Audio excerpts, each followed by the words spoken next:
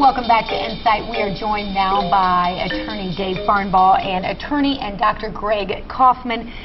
They're from the Sweeney Law Firm, and we're talking about medical malpractice and medical errors, and they're causing a lot of issues, not just issues, they're causing a lot of deaths in the United States, probably more than people realize. Yes? Yes.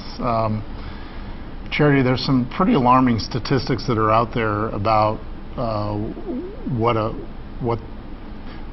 what's a health problem in the United States. Statistically, there's a number of people in the United States every year that are injured as a result of medical errors or medical malpractice. They say anywhere from 40 to 98,000 people per year are killed as a result of medical malpractice. And there was a recent study that was done that showed that only 1 in 4 patients were told of an abnormal test result by their doctor. So there's a lot of medical errors that cause harm, and there's a lot of things that can be done by patients to protect themselves from being a victim of medical malpractice. Do you think that people are not doing anything when they're a victim of medical malpractice because they don't realize they were a victim of medical malpractice, or because they think that it's too expensive to proceed with a medical malpractice case?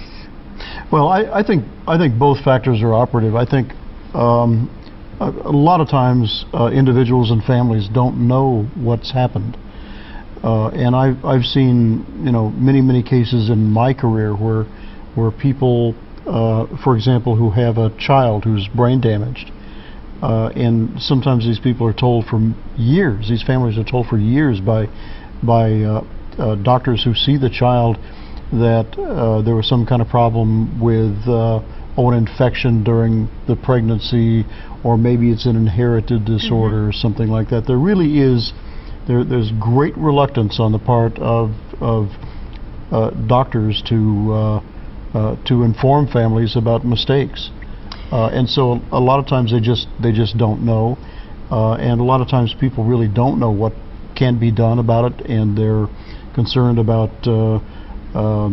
costs of taking action, for example. So it's a multifactorial kind of problem. Now, if someone has been, or a loved one has been a victim of medical malpractice, obviously the last step would be to come to an attorney and handle that. But what are some steps that you can take to be proactive so that perhaps this doesn't happen in the first place? Well, there's a number of things I think that can be done. In fact, there is a wonderful book, if you come to our website, that was written by an attorney in Washington, D.C. that lays out 9 steps that people can take on their own to prevent one from being a victim of medical malpractice. One of the most important things that you can do, it's a very simple thing, is to get a copy of your own medical records and read them. A lot of times you're going to learn things that are in your medical records. A lot of people are under the misconception that only doctors can understand medical records. It's really not that way. There's probably some things that are in your medical records that would surprise you.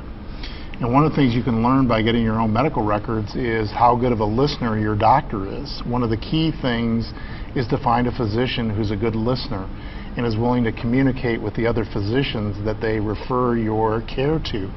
Because that's one of the major causes of medical malpractice events, is when healthcare providers don't talk to other healthcare providers. The left hand doesn't know what the right hand's doing. So test results are put into your chart, but the doctor never looks at it, or a referral's not made with regard to an abnormal test finding, and then later on it's discovered that it's too late to do anything about it. So the most important thing that you can do is be proactive, get a copy of your medical records, read them, get a second opinion, not just with regard to the decision to have surgery. A lot of people will only get a second opinion if surgery is recommended.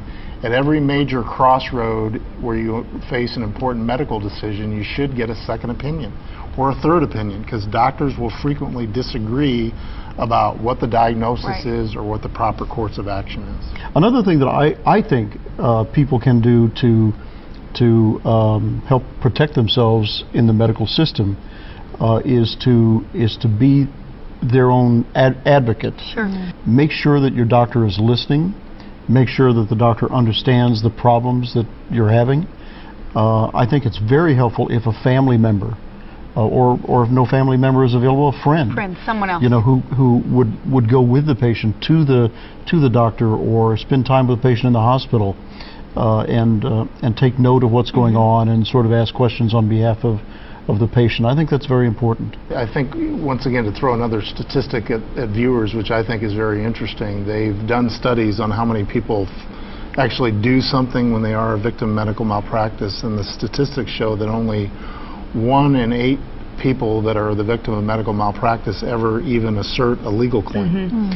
And the reason for that, I think, after having done these cases for a long time, Greg and I, a lot of people are concerned that taking action to pursue a medical malpractice case is something that could be very costly on their part, and it doesn't cost anything. Lawyers who handle these types of cases generally take these cases on a percentage fee basis, which means that we only charge a fee if we make a recovery in the case.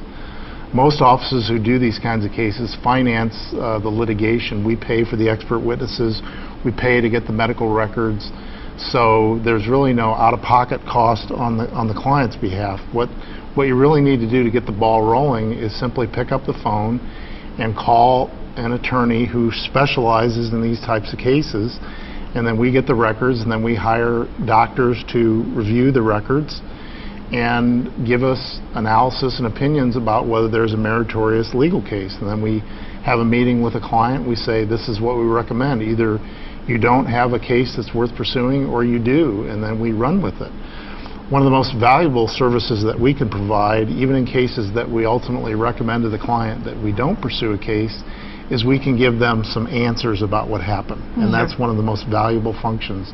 Oftentimes these families will have a ton of questions when there's an adverse medical event about what happened in the whole scenario, why there was a bad outcome or an injury to a loved one or a child or whatever, and Greg and I can provide them with answers about what happened. All right. And the fact that I am a physician enables me, in the vast majority of cases, to be able to simply talk with family members, and just from the information I gain just from that interchange, I can almost always tell if it's something that can be pursued or something that really shouldn't be pursued. All right. Well, if you have some questions, give the Sweeney Law Firm a call today, and they can provide you with the answers you need. We'll be right back on Insight.